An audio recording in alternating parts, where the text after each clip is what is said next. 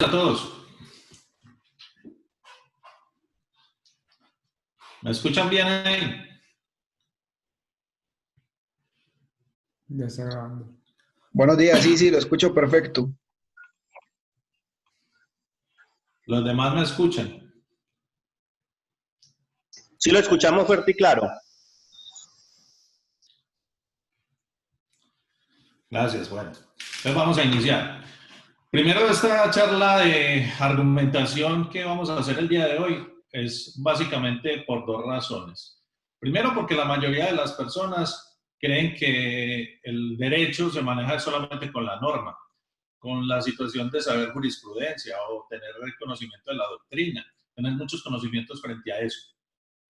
Yo pensé lo mismo cuando empecé hace 20 años y estaba convencido de que el derecho era eso, estudiar la norma y todo lo demás. Pero después me di cuenta de que esto tiene otro contexto completamente diferente. Esto no es solamente saberse la norma y saber qué jurisprudencia utilizar. No, esto va mucho más allá. Y aquí es donde entra el problema mayor. La mayoría de las universidades, y estoy hablando de las universidades en general del país, no tienen una preparación para la mayoría de las personas que están básicamente estudiando derecho. ¿Por qué digo esto? Porque la principal falencia que hay en el derecho es que no enseñan a argumentar. No se enseña a argumentar. De hecho, quisiera que ustedes recordaran los que litigan o los que están incluso en un aula de clase y tendrían que utilizar, por ejemplo, qué sé yo, diapositivas para una exposición o algo. Si ustedes se retrotraen a ese momento en su memoria, van a saber que siempre han tenido esos nervios de hablar en público, lo que se considera como glosofobia. ¿Qué es la glosofobia? El miedo a hablar en público. A los abogados no los están preparando para eso en las universidades. Ustedes salen a enfrentarse prácticamente con ese miedo de qué es lo que va a pasar en una audiencia, de si estoy, por decir algo, hablando bien o hablando mal. Y esto quiero que no lo tomen desde el punto de vista penal, sino desde el punto de vista de todo el derecho. ¿Sí? Todo el derecho.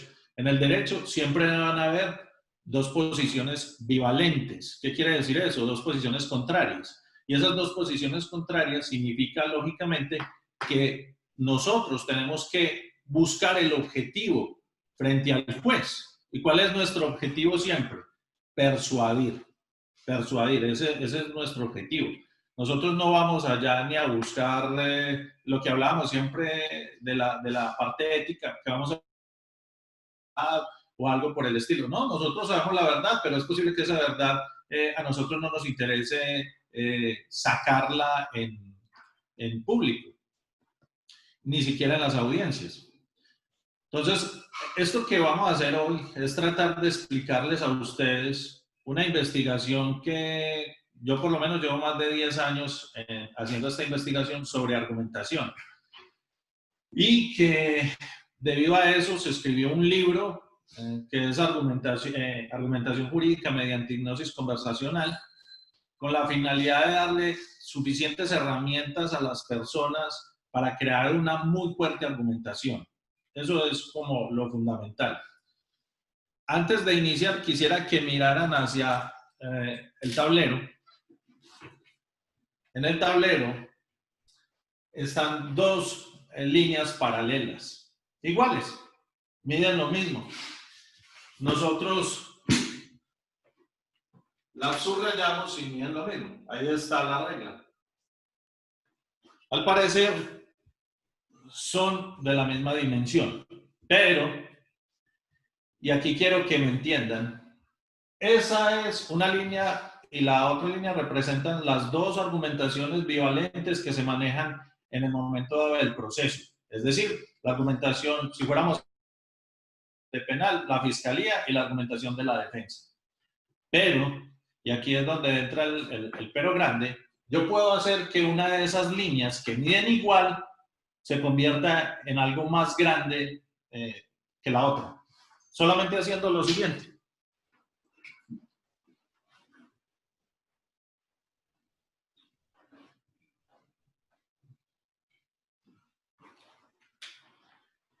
En ese sentido, si ven, ya parece que la línea de arriba es más larga que la de abajo. Algo tan sencillo como eso. Es por eso que se investigó la argumentación jurídica con hipnosis conversacional. Hacer que el argumento sea lo suficientemente fuerte, grande, que incluso elimine el argumento de la parte de la fiscalía. Y hay otra situación referente a esto que ya para darle la palabra al doctor Villa, es lógicamente que todos ustedes deben de tener conocimiento de esas herramientas de la hipnosis conversacional. Manuel Atienza, en su libro Las razones del derecho, decía que para que la argumentación evolucione, debe anexarse a otras ciencias, meter otras ciencias a la parte jurídica. Esto no es solamente el derecho. Y como lo dije desde el principio, el que crea que que un proceso se gana solamente con la norma o con la jurisprudencia y la doctrina, creo que no ha litigado.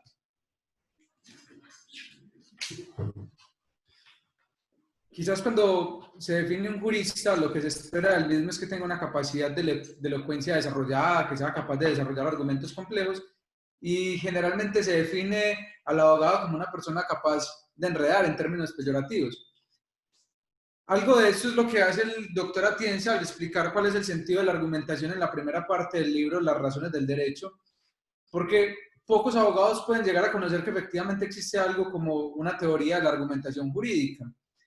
Y ello porque efectivamente de pronto en las academias de derecho nos enseñan qué tipos de interpretación jurídica existen, la interpretación gramatical, la interpretación histórica, sistemática, pero la forma en la que se construye la argumentación y los argumentos es un tema que generalmente no se estudia, y generalmente no se estudia no solamente en el derecho, sino incluso en otras ramas del conocimiento.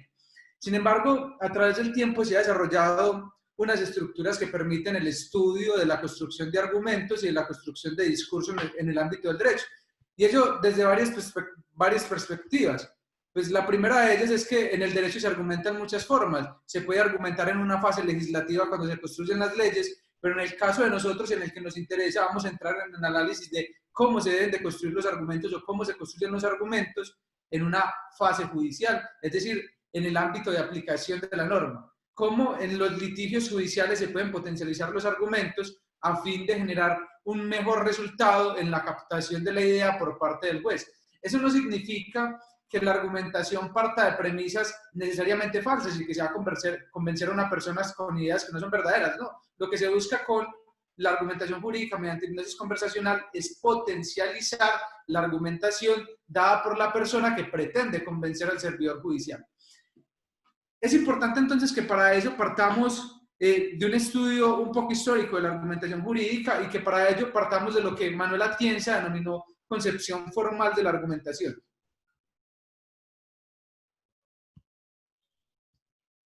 Voy a compartir unas diapositivas a fin de que nos vayamos como apoyando un poco más en el desarrollo de esta conferencia.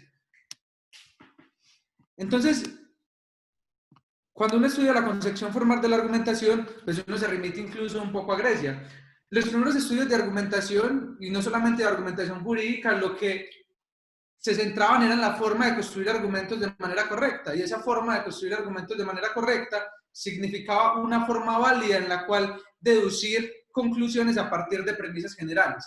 Eso fue denominado concepción formal de la argumentación porque a través de herramientas silogísticas lo que se pretendía era extraer la verdad de una conclusión derivada de la verdad de las premisas.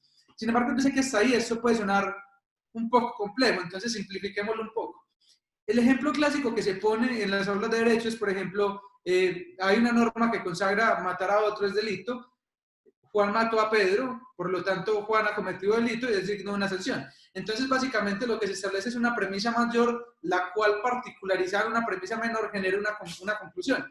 Sin embargo, todos los argumentos que se dan en la vida real, en la vida natural, en la argumentación jurídica, no dependen de premisas mayores, pues lo que se realizan son análisis de hechos, además de elementos probatorios que a través de una inferencia pueden determinar si determinadas conductas se subsumen en determinados supuestos normativos o no. Entonces, esa argumentación formal y silogística resultó insuficiente a la hora de construir las argumentaciones que en el ámbito real se ejecutan en la praxis judicial.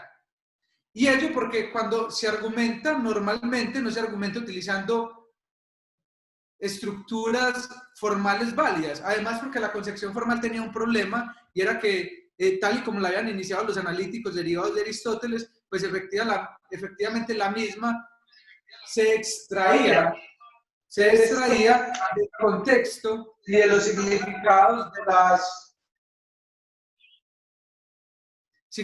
las expresiones en sentido natural. Y cuando se argumenta en un escenario judicial, muchas veces se hace parte del contexto para poder entender las problemáticas que se desarrollan y además de los significados naturales de las palabras, mientras que la concepción formal lo único que hace es partir de estructuras lógicas y válidas, casi que como una fórmula matemática de las cuales se pueda llegar a una conclusión. Por eso resulta que el silogismo resultó una estructura insuficiente a la hora de dar cuenta de la argumentación jurídica. Como el silogismo resultó una estructura insuficiente para dar cuenta de la argumentación jurídica, entonces se tuvo que comenzar a estudiar otras formas de construir argumentaciones jurídicas basadas en otras estructuras que permitieran una argumentación más libre en lenguaje natural, es decir, en el desarrollo común en el cual las personas realmente argumentan, es decir, cómo realmente se argumenta, no cómo debería construirse un argumento. Cuando uno argumenta, uno no dice, lo que pasa es que hay una premisa mayor que establece que toda causa tiene su efecto, A es causa de B, por lo tanto, A es toda causa de lo que se derive de B. Uno no argumenta con estructuras lógicas, uno argumenta en una manera natural. ¿Eso qué quiere decir? Lo que se construyen argumentos en un sentido muchas veces lógicamente inválido, pero que tiene razón en un contexto determinado. Entonces, para ponerlo de manifiesto, tienen que entender primero algo, que un silogismo, la estructura del silogismo, siempre que hablamos de forma, es estructura. Siempre que hablamos del contenido material, es el contenido, lo material, el contenido.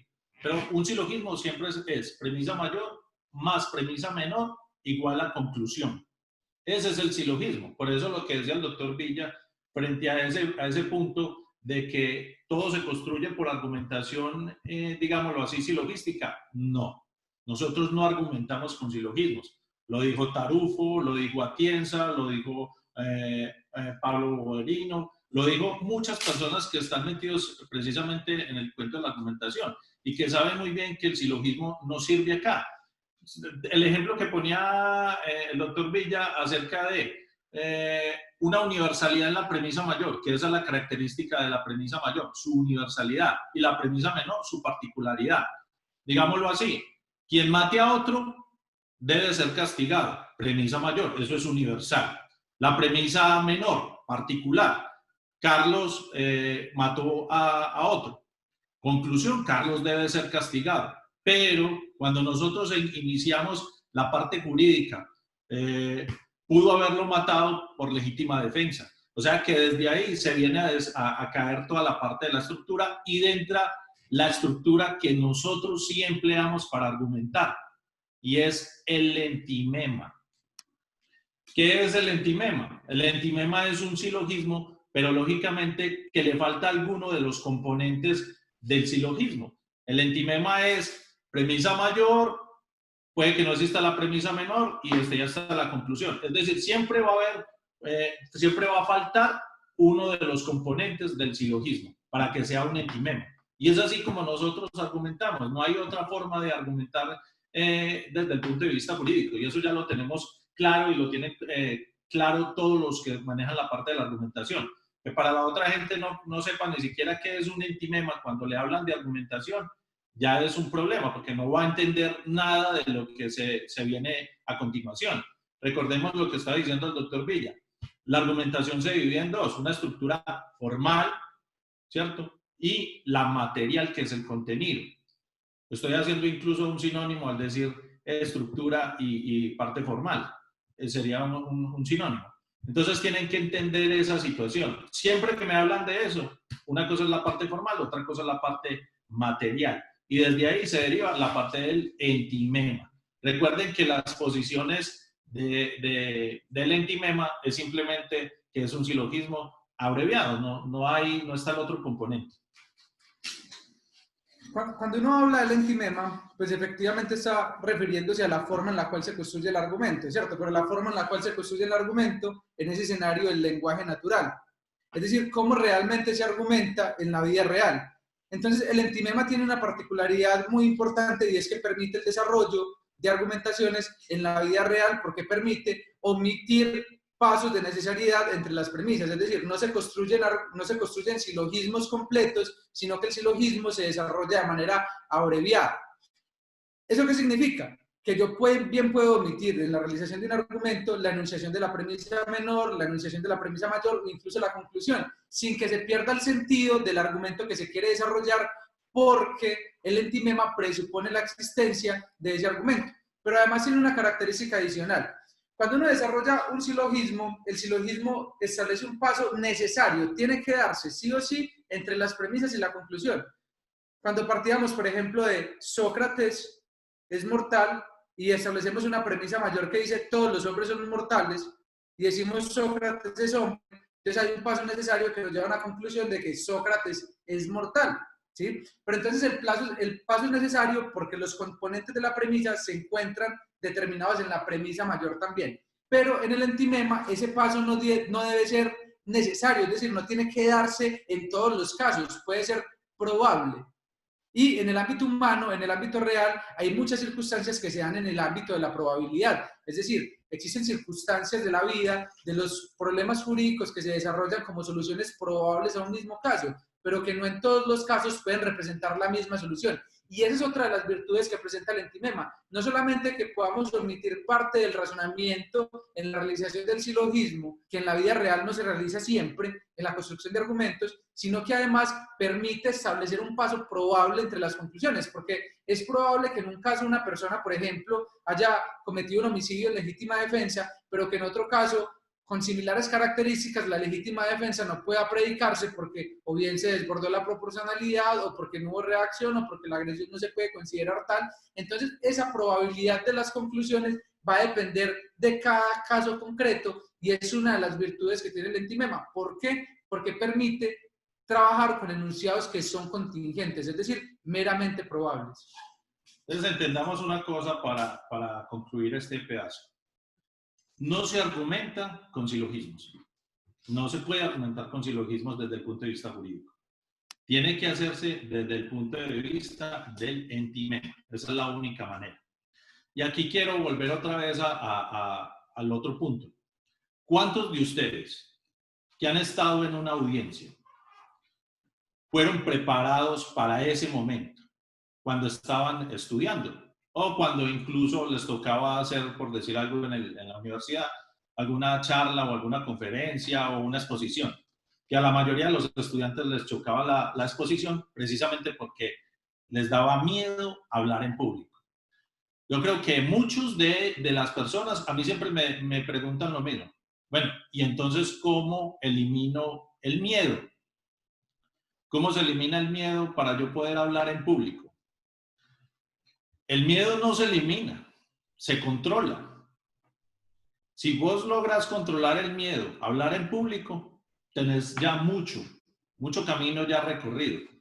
Pero el miedo no se elimina. Si vos le preguntás a un artista de fama internacional, de miles de conciertos, y todavía le da nervios salir por lo general a dar un show, me imagino que te va a decir que todavía sigues sintiendo nervios. Uno, a pesar de las cantidades de audiencias que se manejan a lo largo de los años, todavía siente un poco de miedo. Es controlarlo. Pero entonces aquí siempre se aplica, yo aplicaría siempre lo que predico precisamente en el texto. ¿Cómo se elimina el miedo? Con el método de las 3C. Concentración, capacitación y confianza. ¿Qué quiere decir eso? Concentración, concentrarse uno en el objetivo a seguir. Lógicamente el tema que va a argumentar, lo que va a decir ante el juez. No puede uno eliminar nada de diferente a lo que es concentrarse en ese tema. Capacitarse, porque para uno capacitarse, para yo decir un argumento o cualquier exposición, ya que estamos en el sistema oral, es simplemente practicar. Se practica frente a un espejo, se practica frente a una cámara de video, se practica frente a alguno de los compañeros que sí tengan, por lo menos para decirle a usted, no, me tenés que mejorar esto o mejorar lo otro, pero siempre se practica. Esa es la capacitación, capacitarse uno en el mismo argumento. Y la confianza, porque la mayoría de ustedes, sobre todo cuando están iniciando, ¿qué es lo que pasa? Que les da miedo del fiscal, les da miedo del juez. Incluso entran a lo que yo siempre llamo, desde el punto de vista vertical de partes. Miran al juez por allá encima, al fiscal por allá encima, y usted se cree como el de menos ahí. Se supone que usted es abogado, el juez es abogado, el fiscal es abogado. Hay que mirar eso desde el punto de vista horizontal. Nosotros tenemos que mirar desde el punto de vista horizontal a todas las partes, con respeto, pero somos iguales. Y si nos preparamos realmente para esa audiencia, no tenemos por qué, por lo menos, sentirnos menos que el otro. Eso es fundamental y eso elimina, lógicamente, la parte de la glosofobia, que es lo que se presenta normalmente. ¿Cuál es la otra situación? Que por lo general en un argumento siempre se debe crear un libreto. Y aquí debemos entender lógicamente la parte del discurso. El discurso se maneja desde tres maneras. Tiene tres aspectos relevantes. El exordio o la presentación, el núcleo o contenido y las conclusiones. Para los que no me entienden lo que estoy diciendo frente al exordio, que es algo fundamental cuando yo voy a empezar a hablar de algo o hacer una presentación en un alegato o algo por el estilo. Un exordio puede ser una frase, una noticia, una encuesta, algo que llame la atención. Si me quieren entender mejor esto, cuando vamos a cine y lógicamente miramos los cortos de las nuevas películas que van a venir. Sí, eso hace que vos veas la película. Así la película sea mala, pero muestran ciertos aspectos de esa película, hacen una pequeña presentación de esa película y con eso te conectan. Esa es la única manera. Jurídicamente hablando, digámoslo de manera coloquial, nosotros, cuando presentamos un exordio, buscamos lógicamente haber estudiado la parte del juez. ¿Quién es el juez? ¿Qué hacen los deportistas en el fútbol? Los deportistas en el fútbol siempre miran cuál es el otro equipo. ¿Quién es el delantero que mete los goles? ¿Quién es la persona fuerte en el medio? ¿Cierto? Igual de esa manera nosotros podemos hacer con los jueces. De hecho, lo hacemos de una manera muy vaga, porque por lo general cuando estamos en los pasillos de la Alpujarra o algo por el estilo, preguntamos, bueno, ¿y ese juez cómo es?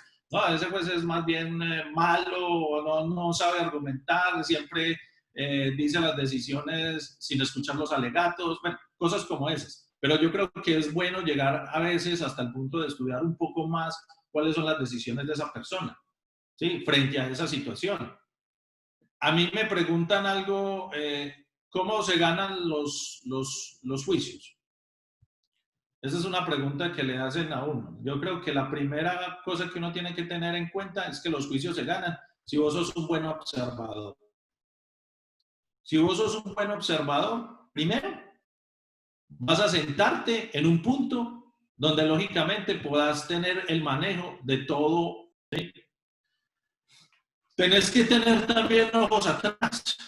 Es decir, hay personas, por lo menos en nuestra firma, en MIH y ARG Abogados, nosotros siempre planteamos la situación de que exista el abogado principal, el abogado de apoyo y un abogado dentro del público. Igual que hace la misma policía.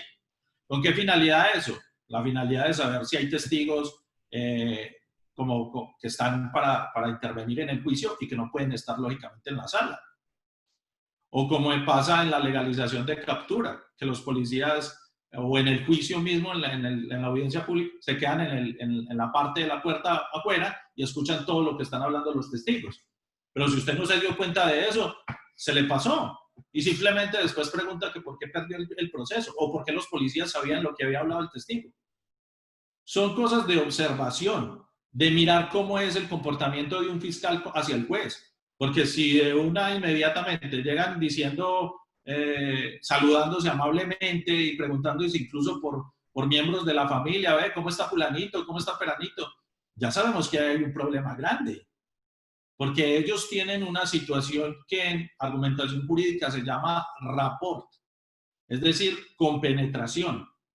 Y nosotros somos los que estamos sobrando. De por sí ya hay una filiación de tal manera con ese personaje, sea fiscal o abogado. Si usted no tiene en cuenta eso, puede perder muchas cosas. Eso es algo fundamental. La otra situación frente a lo que nosotros sabemos es que si vos llegas a un proceso sin haber analizado el proceso, sin haberlo estudiado, como pasa en muchas ocasiones, sobre todo en las audiencias concentradas, tenemos un grave problema ahí porque vamos a perder, ¿sí? Eso para que lo tengan en cuenta de lo que estamos señalando también con lo de la parte de la argumentación mediante hipnosis conversacional. Frente a esto último, yo creo que comienza el desarrollo de lo que podemos denominar concepción material de la argumentación. Resulta que cuando usted argumenta, no solamente utiliza técnicas que ayuden a potencializar el argumento, sino que usted debe conocer el caso y la aplicación que el mismo caso debe permitir frente a una determinada norma jurídica. Eso significa que la argumentación tiene un punto de vista formal, pero además de eso, no solamente es estructura, no solamente son formas, sino que tiene un contenido. Y ese contenido se delimita a través de la concepción o lo que se ha denominado concepción material de la argumentación. Esto significa que el contenido propio, el razonamiento propio, hace parte de lo que el profe ha denominado el libreto, las argumentaciones que se dan dentro del estudio del caso. Cuando uno hace el estudio del caso, uno debe converger o hacer un razonamiento claro de cuál es la teoría que piensa plantear en sede de juicio, porque eso va a permitir plantear los objetivos con cada uno de los testigos que se van a llevar en la audiencia pública. Es decir, a la hora de contrainterrogar, cuando usted tiene un objetivo claro, va a poder determinar el contenido de la argumentación que usted va a desarrollar al final del juicio, porque el razonamiento que usted realiza hace parte de lo que se ha denominado el contenido de la argumentación, de esa concepción material. Esa concepción material se va a desarrollar a través de varias formas que permiten potencializar el argumento. Esas formas que permiten potencializar la argumentación se van a denominar la sugestión, la falacia e incluso la presuposición. ¿Por qué? Resulta que al final del juicio se van a plantear en casi todos los escenarios judiciales unas cosas que se llaman alegaciones finales. Cuando se habla de hipnosis conversacional, principalmente se está pensando en ese escenario jurídico en el cual se plantea una alegación. Obvio, también puede desarrollarse cuando efectivamente se está desarrollando un contrainterrogatorio, también puede desarrollarse en argumentaciones un poco menos complejas, pero en general todo el juicio está determinado al desarrollo de las argumentaciones finales. Los objetivos con cada uno de los testigos se determinan con base en lo que se pretende lograr en la alegación final, en lo que se puede determinar como la teoría final del caso, que fue lo que se logró probar. Entonces, para potencializar esa alegación final, pues se utilizan sugestiones, presuposiciones y falacias con el fin de lograr convencer al juez de un determinado objetivo, o sea, lograr la persuasión como fin de la argumentación jurídica. ¿La sugestión qué es? La sugestión es básicamente introducir en otro una idea que él acepte como si fuera una idea propia de él. La presuposición es partir de una idea que se entiende que ha sido aceptada, y la falacia es partir de supuestos que pueden considerarse falsos, pero que pueden generar o bien una conclusión verdadera o bien una conclusión falsa. Pero el razonamiento de por sí es inválido, pero puede utilizarse a fin de potencializar cierto tipo de argumentación. Yo creo que si usted le dice a un juez que lo puede sugestionar, lo primero que le va a decir es que usted está loco. Usted está loco. ¿Usted cómo va a ser usted para sugestionar a un juez? De hecho, yo creo que toda la vida y sobre todo desde el punto de vista de los medios, la sugestión es total. Se puede hacer un control total de las personas desde el punto de vista de la sugestión. Pongámoslo, una cosa tan sencilla como esta. Un profesor en su salón de clases que quiere que le presten atención porque ninguno le está prestando atención o están muy dispersos, están muy entretenidos con otras cosas. puede crear la mera sugestión de decirles a todos ahí, bueno muchachos, todo lo que va a haber hoy, en el día de hoy, es el examen final. Le apuesto a que más de uno deja incluso lo que está haciendo solamente por poner atención a esa situación. Se lo digo porque lo he vivido, lo he hecho desde ese punto de vista. El ser humano es demasiado sugestionable. Incluso hay unos textos que explican la sugestión que nosotros tenemos incluso desde niños con los padres al momento del llanto. Lloran y ya el papá y la mamá saben exactamente que hay que atender al niño, hay que atenderlo por A o por B, bien sea porque necesita comer o necesita que le cambien el pañal, lo que sea, pero desde ahí ya hay una parte de sugestión. Eso es fundamental en el ser humano. Si nosotros desconocemos que un ser humano no es sugestionable, sería porque no tiene tal calidad. Y aquí todos somos seres humanos, somos influenciables. Los medios de comunicación, ustedes saben muy bien la situación de lo que son las propagandas, el comercio. Todo se maneja desde el punto de vista de sugestionar a una persona.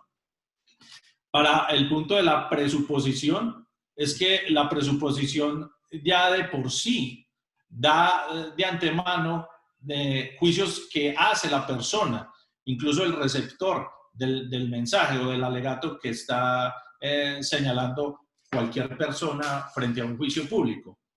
Si yo les contara la situación de la presuposición, se los daría con el ejemplo más claro que pasó en Bogotá, frente a un proceso en donde el investigador líder era una persona que a todos los despachaba, a todos los abogados, porque era una bancada de defensa grande, a todos los despachaba de manera muy arbitraria, incluso pues se daba como el punto de vista de ese ego de que yo puedo manejar el juicio y puedo manejar a los abogados. En ese momento surgió la posición de crear una presuposición. ¿Cómo creamos la presuposición de la persona? Antes de entrar en el contrainterrogatorio, le dijimos al juez que habíamos hecho una investigación de este investigador. Lógicamente eso ya había pasado también en la preparatoria. Y le habíamos dicho que teníamos esa investigación y que de ahí íbamos a sacar la información. Se supone que la investigación era de todos los procesos que él había llevado en su momento. ¿Qué hicimos? Sacamos un proceso de pertenencia, de civil. Un proceso, ya saben cómo es el volumen de los procesos de pertenencia. El momento en que ese investigador vio el volumen de ese proceso, inmediatamente, ¿qué presuposición se dio ahí? De que esa era la investigación que teníamos de él, de todos los procesos que había llevado. Y después de ahí, en lo que fue el contrainterrogatorio, fue muy bueno para la defensa. Pero basándonos en eso. Yo conozco muchas personas, de hecho tuve mucho problema frente a ciertos jurados en la tesis de la maestría, precisamente porque decían de que la argumentación jurídica, la cual yo pregonaba por medio del libro, era una argumentación de engañar a las personas. Y no es solamente eso, porque aquí se puede utilizar tanto argumentos válidos como argumentos no válidos. Lo que decía el doctor Villa, es decir, falacias argumentativas. Eso lo puedo hacer yo cuando me dé la gana. Yo puedo crear una falacia en el momento. Ustedes lo han vivido 100% y siempre miramos eso. Si usted sabe definir las falacias, sabe muy bien lo que dicen los noticieros o lo que dicen los periódicos. Y sabe muy bien que no es un engaño completamente en muchos de los temas. Ustedes lo sufrieron, yo creo que en el momento en que estaban también en la academia, que un profesor escuchaba su argumento en clase y su argumento era bueno, pero lo atacaban a usted. Decían, no, pero es que usted es un estudiante, amigo. Yo soy el profesor, aquí el que tiene la razón es el profesor, no el estudiante. Eso, lógicamente, es una falacia. Como no se puede atacar el argumento, porque es bueno, se ataca quien dice el argumento. Eso es una de las tantas falacias que pueden haber, lógicamente, en el proceso de argumentación. La situación que ustedes tienen que entender es que, si bien desde el punto de vista ético, para mí, es una posición muy personal, no estoy diciendo que esto sea así, no, es una posición muy personal. Para mí, desde el punto de vista penal, la ética no sirve. ¿Por qué? Por una sencilla razón.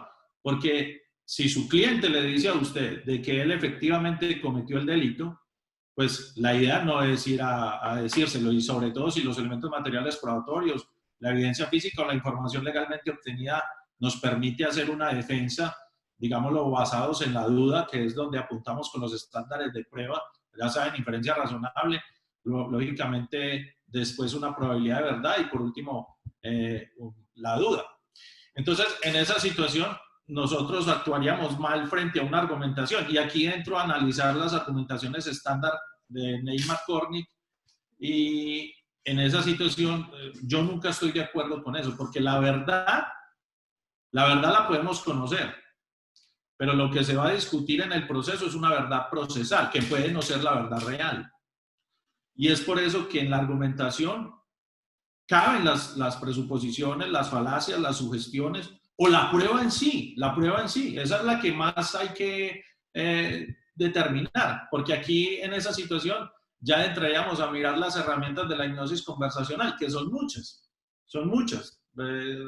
que para poder llevar a cabo esa situación, ahí sí que nos llevaría mucho tiempo hablar de este tema, y la idea no es expandirnos frente a ese punto, sino darles a ustedes como una abrebocas a lo que significa la argumentación de hipnosis conversacional. Entonces, frente a esa situación, incluso el ejemplo más grande de lo que estamos hablando y de estas herramientas significaría que ustedes escucharan en YouTube una audiencia de este servidor en un proceso penal que se llama Alegaciones mediante hipnosis conversacional. Así la encuentran en YouTube, encuentran eso, Alegaciones mediante hipnosis conversacional, y se darán cuenta de qué es lo que estamos tratando nosotros realmente de expresarles a ustedes en esta charla, de qué es lo que significa lógicamente eso. Porque eso abre un montón de campos. Tan sencillo como esto. Es muy fácil que un juez le pregunte a su cliente cómo se declara. En el juicio oral, me declaro inocente, su señoría. No, todo esto es de cómo lo voy a decir. Incluso también entra a jugar acá lo que es la parte de la cinesis. ¿Qué es la cinesis? El lenguaje no verbal. Los gestos, las cosas que hace la persona para poder llegar al objetivo claro, que es persuadir. Incluso nosotros recomendamos a las personas, utilizarme ahí un silabiador cuando te pronuncies ante el juez.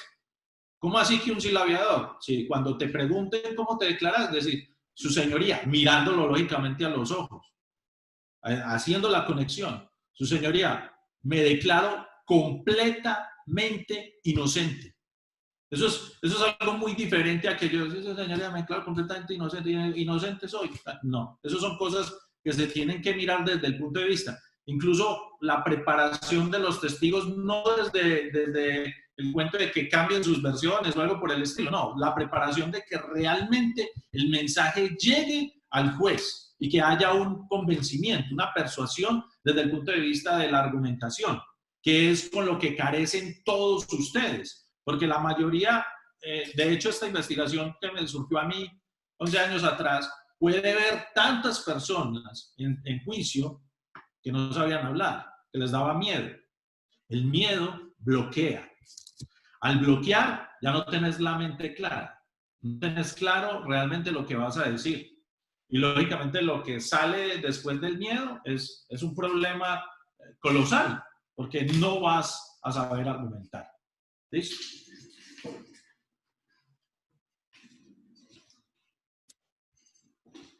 La hipnosis conversacional, pues efectivamente es una técnica de utilización de parte, y ello significa que en principio no está desarrollada para que sea desarrollada por los jueces en la construcción de sus argumentos.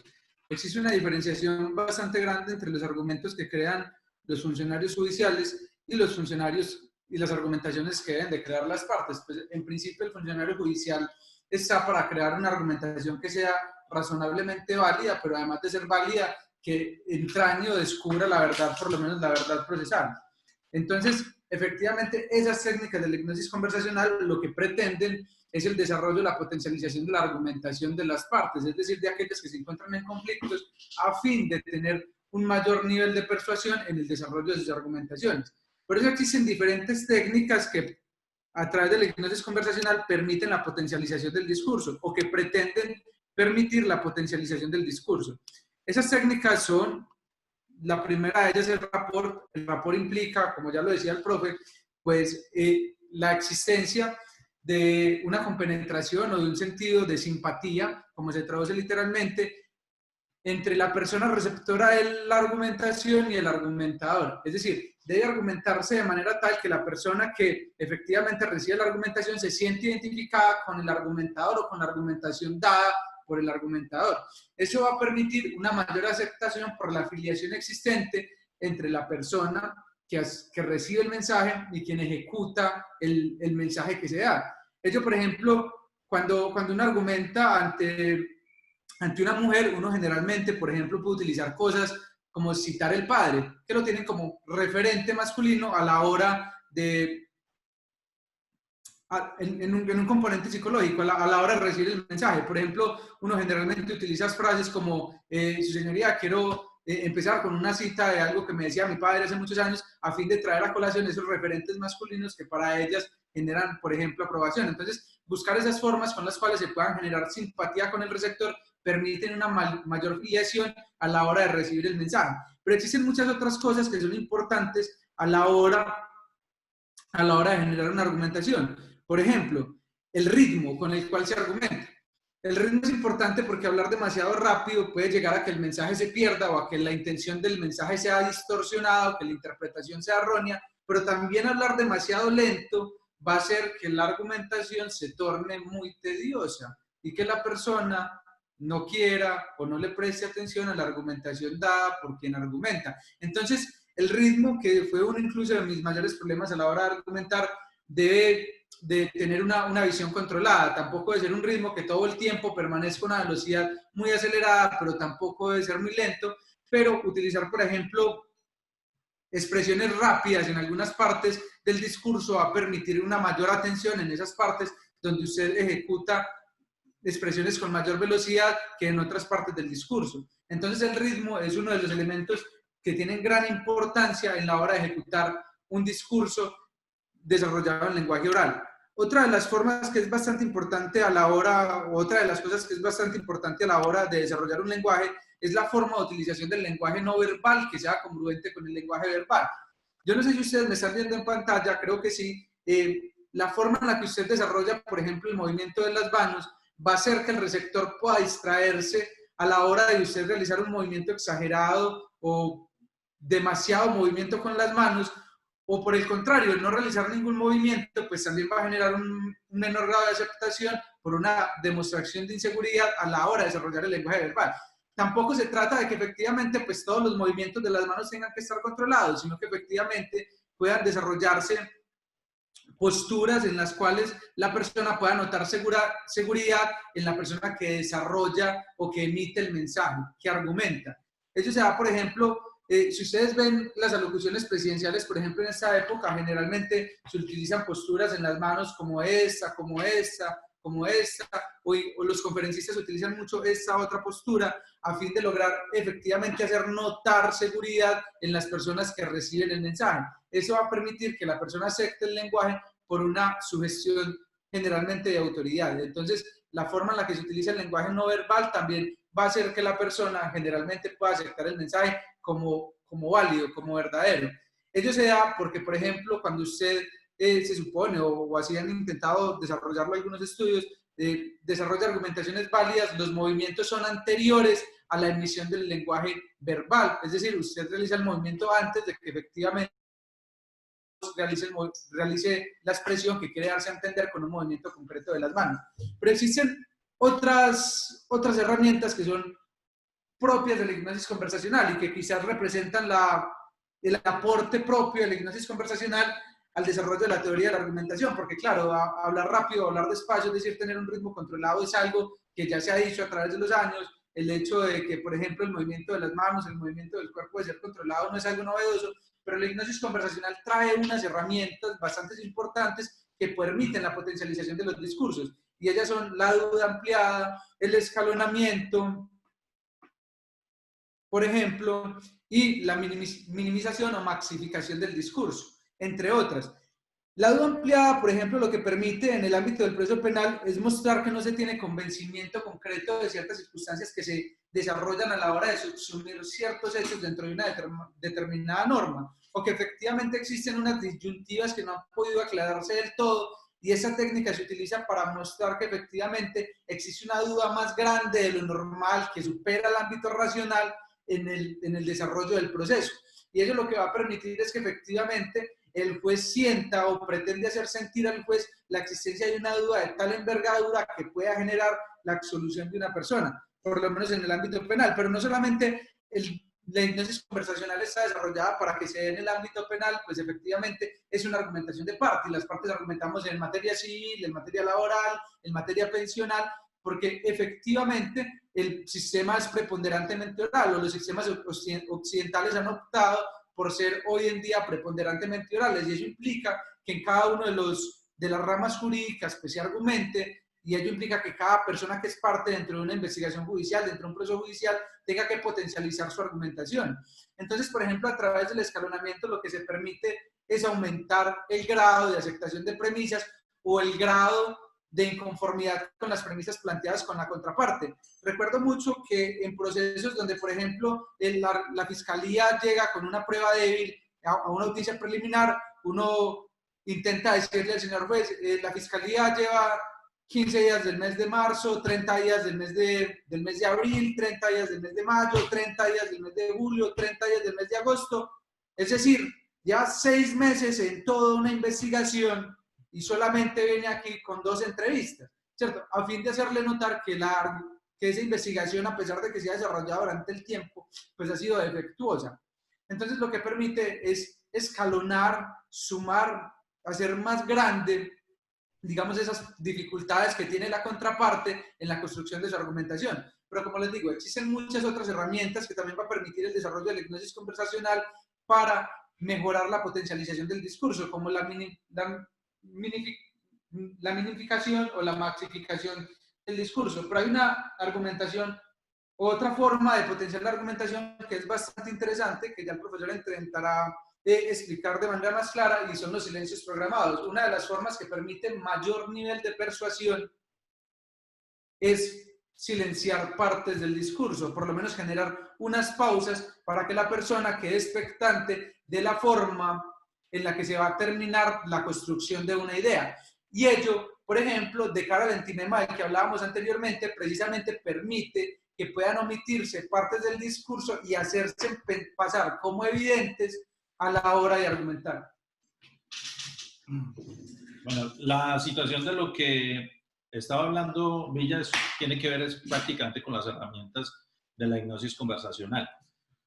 Si usted no maneja un buen ritmo desde el punto de vista cuando está dando el argumento, pues podría caer en varios problemas que se presentan. Sobre todo el mismo problema que tienen muchos docentes cuando están dando, por ejemplo, digamos, las asignaturas en las universidades. ¿Han visto ustedes docentes que tienen problema de bradilalia? Es decir, que hablan demasiado lento, que prácticamente aburren a una persona cuando lo está escuchando. El otro problema es la taquilalia. La taquilalia es cuando hablan demasiado rápido y no se les entiende absolutamente nada de lo que están diciendo porque lo están haciendo demasiado rápido, ¿cierto? Esa situación es lo que se debe de tener en cuenta en el momento del ritmo.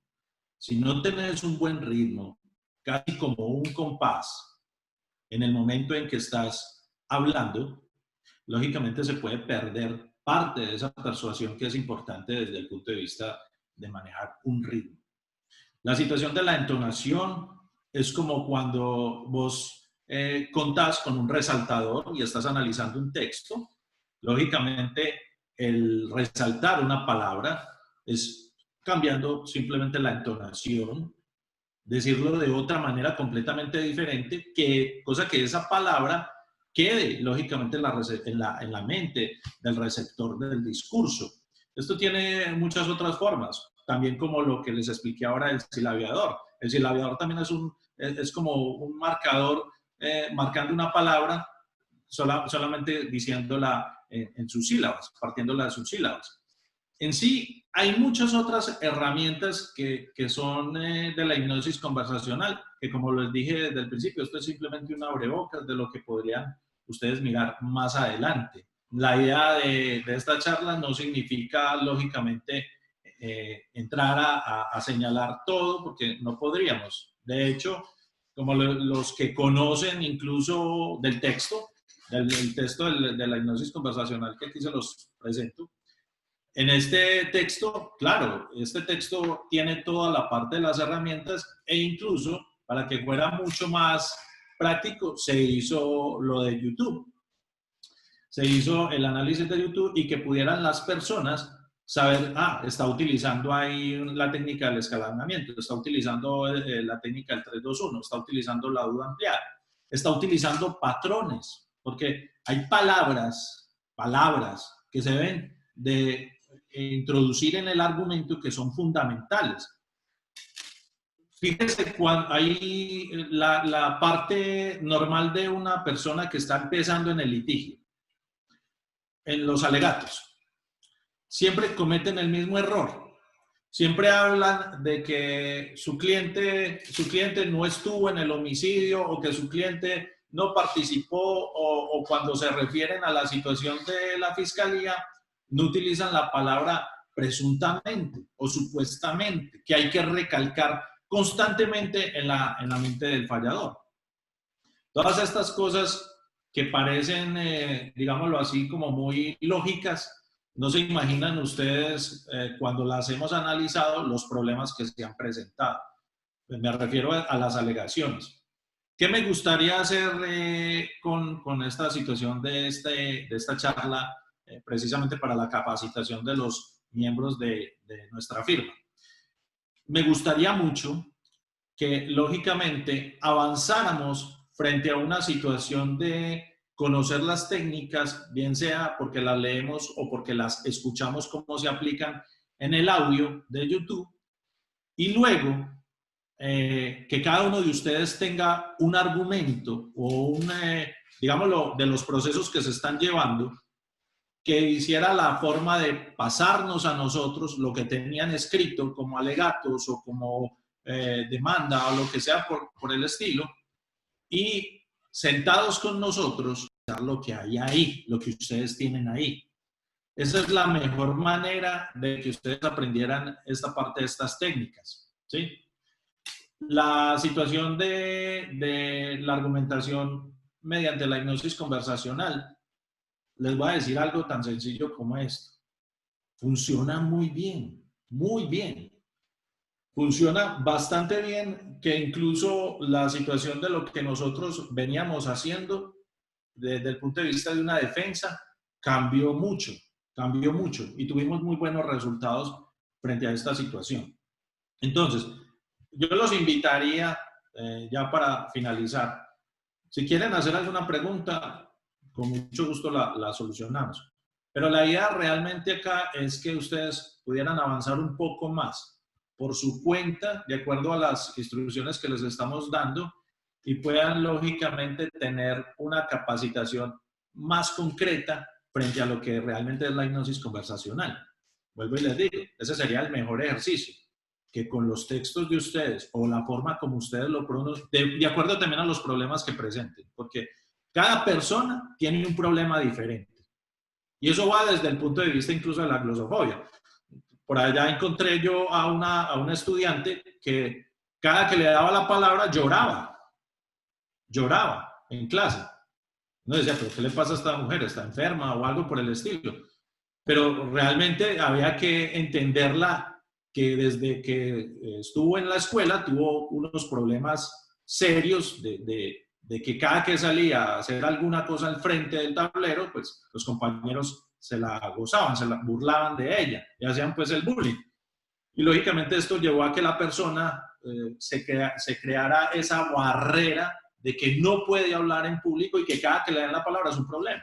Eso es algo realmente, pues para mí, como profesor de Derecho en una universidad, pues para mí era algo insólito. ¿Cómo encontrar una pelada que tuviera semejante problema? Entonces, hay muchos que los problemas que presentan en el momento de presentar su discurso, su argumentación, pues lógicamente caen en cosas que son incluso más a fondo, más psicológicas, más del pasado, que cuestiones de muletillas que se pueden solucionar fácilmente. Entonces, esa es la situación, como el cuento de utilizar la muletilla de Carlos. ¿Me hago entender? ¿Me hago entender, muchachos? Esa muletilla de Carlos es algo que lo caracteriza a él cada que nos está hablando. Yo utilizo mucho la palabra lógicamente. Entonces, Gallón utiliza mucho la palabra es decir. Entonces, todas esas situaciones son corregibles, esas son fáciles de corregir. Los problemas grandes son cuando ya vienen del pasado y vienen señalándolos desde el punto de vista de que la misma persona se da la orden a su cerebro de que no puede hablar en público, ¿sí? Y de que no puede dar un buen argumento. Entonces, para que concluyamos, primero los invito a que todos los de la oficina, en algún momento que tengan un argumento, un discurso que quieran plantear, lo edificamos desde la estructura del exordio, el núcleo y las conclusiones, lo miramos desde el punto de vista del entimema, y le suministramos todas las herramientas de la hipnosis conversacional para que quede un discurso altamente persuasivo, que eso es lo que busca realmente la teoría. Si hay alguno al que tenga preguntas, puede decirlo, o si no, para que finalicemos de una vez la charla. ¿Hay alguna pregunta?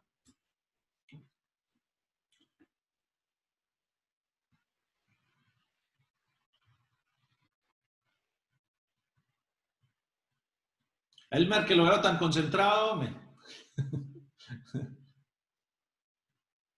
¿Tenés alguna pregunta, Elmer? Te veo ahí todo cabezón ahí con la mano en la frente y como que qué estará diciendo este estaba aquí pensando si me puedo conseguir el libro. Mira, el libro yo te lo puedo facilitar para que le saques copia, porque el libro realmente se agotó. El cuento del libro fue que nosotros no hicimos el lanzamiento del libro en Colombia. El libro se lanzó ante el Tribunal Superior de Jalisco, en México. De hecho, hay un video ahí en YouTube cuando hicimos el lanzamiento del libro. Como el libro se creó más que todo para la gente de afuera. O sea, como dicen por ahí, nadie es profeta en su tierra, ¿sí? Una cosa es la imagen que uno tiene en México y en otros países a comparación de la imagen que tiene uno acá, frente a esa situación. Sí, te digo, desde el punto de vista de la maestría, Carlos es testigo, recibí muchos ataques cuando saqué la teoría, porque me decían, usted lo que está es engañando a la gente, está engañando al juez, está engañando. No, eso se puede hacer de esa manera si usted utiliza solamente falacias y sugestiones. Pero si usted realmente aumenta la prueba, como algo tan sencillo como lo de la técnica de la duda ampliada, ¿cierto? Cuando uno le dice al juez, frente a ese ejemplo, que uno le dice al juez, su señoría, y no sabemos si realmente esas conversaciones que estaban escuchando, digámoslo, los investigadores, se plantearon acá y decían lo que dice realmente la acusación. Sí es eso lo que escucharon, o no lo es, y nunca lo quisieron traer. Entonces ahí se distorsiona lo que es una duda ampliada matriz y una duda que es la base de donde se arrancó. Ahí hay muchas cosas que yo puedo hacer frente a esa situación, pero como te digo, o sea, la idea clara para que realmente tengan la idea de qué es todo esto, tiene que ser con sus mismos ejercicios, sus mismos escritos. Y cuando uno les da las ideas en sus mismos escritos, pues lógicamente ya entienden con mayor claridad. Como cuando ustedes estaban en clase, digámoslo, en bachillerato, y llegaba el profesor de álgebra y todo el mundo se quitaba la columna vertebral y se escurrían en los asientos para que no lo sacaran. De eso se trata esto, realmente es de afrontar y salir al tablero. Yo creo que el que salió al tablero y realmente así se lo gozaran los compañeros y no entendiera nada de lo que le decía el profesor, al final entendió porque salió al tablero. Entonces eso es como invitarlos a ustedes precisamente que pasen los discursos. Les enseñamos a cómo potencializar esos discursos y van a ver los cambios referente a eso. No que lo diga yo, sino que sea el cambio que se produzca realmente en el resultado del proceso que ustedes tengan. Esa es como la invitación. ¿Tienen alguna otra pregunta o entonces damos por finalizado todo? Yo quisiera preguntarle... Nelson, ¿cómo estás? Bien, doctor, bien, bien. Quisiera saber cuál es la esencia que se debe tener en cuenta al enfrentar las audiencias concentradas, lo que usted hablaba al principio, ya que los abogados que estamos empezando en este ejercicio caemos como en paracaídas sin saber qué vamos a enfrentar realmente.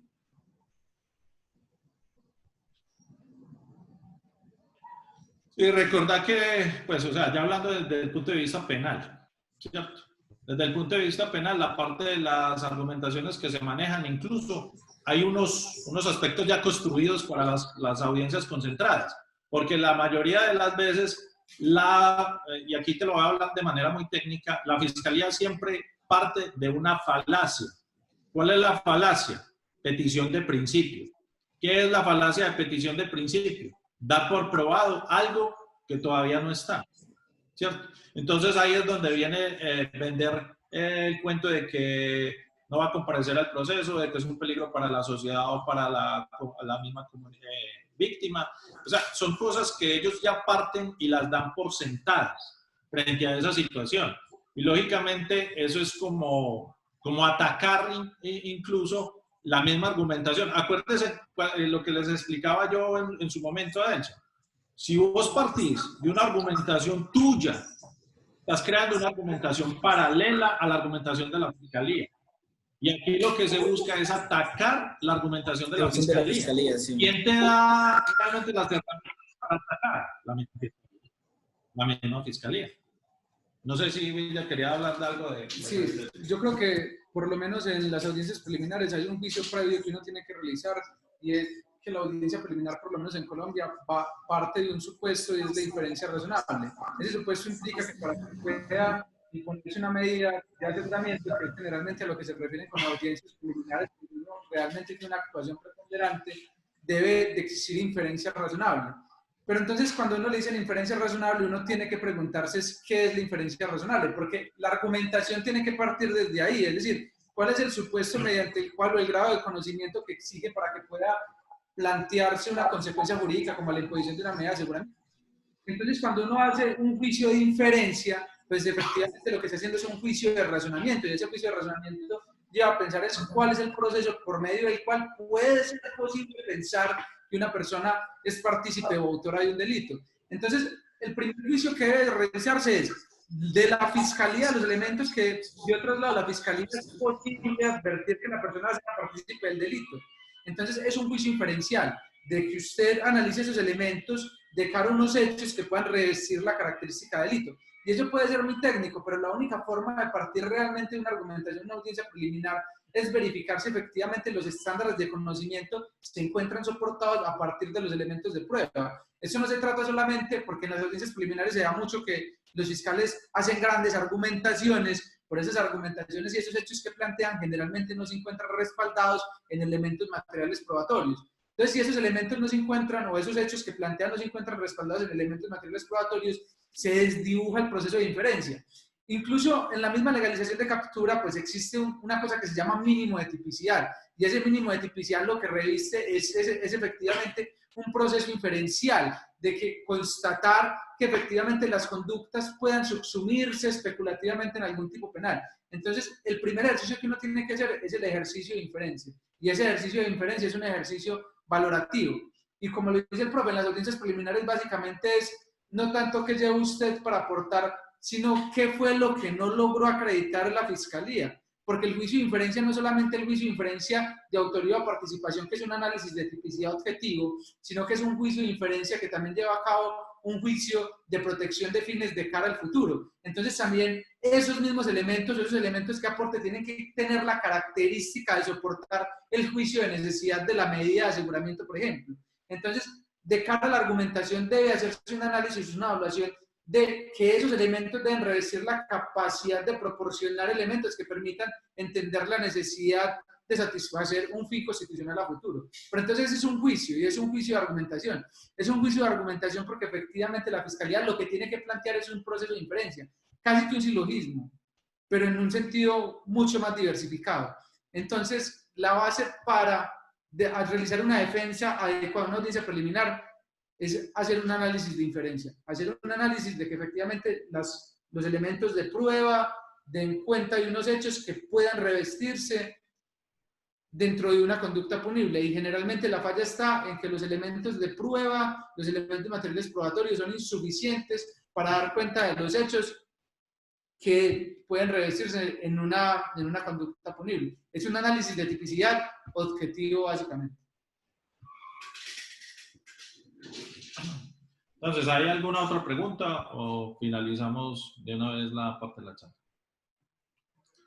Te digo, la argumentación en materia de universidad no se enseña. A nadie le enseñaron eso. Nadie sabe argumentar. A ustedes los mandaron como me mandaron a mí en mi tiempo. Vaya a una audiencia. Ni siquiera uno sabía qué era lo que tenía mucho por hacer o qué hacer frente a ellos. Nada, no vaya, eso lo sueltan a uno como al ruedo. La mayoría de los estudiantes que han egresado, que han hablado con uno, le dicen, profe, la práctica es una cosa completamente diferente y jamás nos prepararon para esto, nunca nos prepararon para esta situación. Tal vez veo yo ahí que por eso es el éxito de ese libro, que es que ¿cómo es? ¿Dónde me siento en la sala de audiencias? Son unas cosas pues ilógicas que salen por ahí, pero eso es algo que es fundamental. Si a vos no te prepararon para eso y para que lo aprendas, digámoslo, en el camino, es muy complicado, es muy complicado. Y menos incluso cuando no se tiene en cuenta cuáles son los problemas que trae esa persona, desde el punto de vista psicológico, desde el punto de vista de que no es posible controlar los nervios. Se llena de nervios y ya queda completamente bloqueado. Como cuando uno les dice a ustedes, ¿se acuerdan en clase de Adelson que uno les decía? Cuando usted se bloquee, cuando se le quede la mente en blanco, el mejor recurso que puede hacer es retomar lo que ya dijo, con la finalidad de que usted, que quedó con la mente en blanco, gane tiempo y vuelva a tomar la idea. Les dije muy claro, sí, su señoría, es que mi cliente es inocente, mente en blanco. Repito, su señoría, mi cliente es inocente. Y por eso es que, y retomo ya la situación cuando quedó en mente en blanco. Esos son tics que uno por lo general aplica mucho en esa situación de la argumentación. ¿Sí? Pero eso es, vuelvo y les digo, en ninguna universidad, porque yo tuve un texto que se escribió con el doctor Giovanni Bosch, el miembro de CESCUL, el fundador de CESCUL, del Centro de Estudios Latinoamericanos. Escribimos un texto que se llama La principal falencia en la enseñanza del derecho. Y ese texto que salió en una revista fue precisamente eso, recalcando de que las universidades no están capacitando a las personas para poder afrontar una argumentación, un discurso, desde el punto de vista de cualquier área del derecho. ¿Sí? Básicamente porque estaban en la parte escrita. ¿Qué fue lo que sucedió cuando entró el sistema penal oral acusatorio? Que hubo un suicidio laboral completamente grande. ¿Por qué? Porque la mayoría de la gente que escribía, los profesores que nos enseñaron a nosotros que escribían, que todo era escrito, cuando ya llegó la parte oral, dijeron, no, yo no soy capaz de ir por allá a hablar. Yo le escribo, pero yo no soy capaz de ir a hablar allá. Y menos delante de la gente o con todos los familiares atrás, como es lo que me decía una compañera de ustedes la otra vez. Profe, yo estaba muy segura, pero apenas llegué a la sala de audiencias y miré a las personas, a todos los familiares, esperando que yo pues diera el resultado de sacar a esa persona. Me llené de temores y casi no me salían las palabras y sudaba y temblaba no podía coger una hoja porque inmediatamente se veían los nervios. Y acuerde de lo que les decía yo a ustedes también, eso también se estudia. Nosotros de la parte contraria, nosotros también estudiamos eso. Si está moviendo la pierna por debajo de la mesa, si le sudan las manos, si está moviendo mucho, o sea, todo el nerviosismo que manifieste, nosotros tenemos que aprovecharnos de eso. Hacer incluso a veces hasta objeciones solamente para que el tipo se bloquee. Así sepamos que el juez nos va a regañar. Eso no importa. Lo que me importa es conseguir el objetivo. ¿Se acuerdan cuando les mostraba a ustedes esos audios de lo que se hacía realmente? Muchas veces me decían, ¿y para qué objeto hay, profe? No, yo lo que quería era otra cosa completamente diferente. ¿Sí? Entonces, muchachos, damos por terminado entonces lo de la cuestión de la charla. Veo que no hay ninguna otras preguntas referentes para hacer. Los invito, sí, a que pasen el material. Con el material que ustedes vayan elaborando para sus procesos y sus cosas, poder aplicar la teoría de la hipnosis conversacional y aumentarles a ustedes toda esa situación. ¿Listo? De todas maneras, les agradezco que hayan dedicado parte de su tiempo para estar aquí en esta charla. Muchas gracias a todos.